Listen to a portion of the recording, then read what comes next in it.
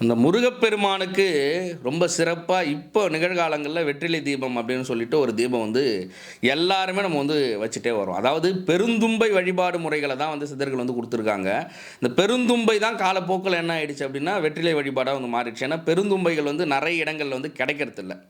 அத வந்து சீதாதேவி மூலிகை அப்படின்னும் வந்து சொல்லுவாங்க. அதாவது டைரக்ட்டா அந்த மூலிகைய வந்து நம்ம திரியாவே நம்ம வந்து பயன்படுத்தலாம். ஆனா, நம்ம இப்ப வந்து அது நெறைய செடி வந்து நெறைய பேருக்கு வந்து தெரியறதுனால, மூலிகைகளுடைய அனுபவங்கள் இல்லாததுனால என்ன பண்றோம் அப்படின்னா, வெற்றிலை வழிபாடு வந்து செய்றோம். வெற்றிலை வழிபாடு ஒரு சிறந்த முருக வழிபாடு தான். அதாவது வெற்றிலைய 6 வெற்றிலையோ, இல்ல 12 வெற்றிலையோ, இல்ல 27 வெற்றிலையோ நம்ம கீழ வச்சுட்டு அதுக்கு மேல விளக்கு வச்சு நம்ம வந்து பண்ணலாம்.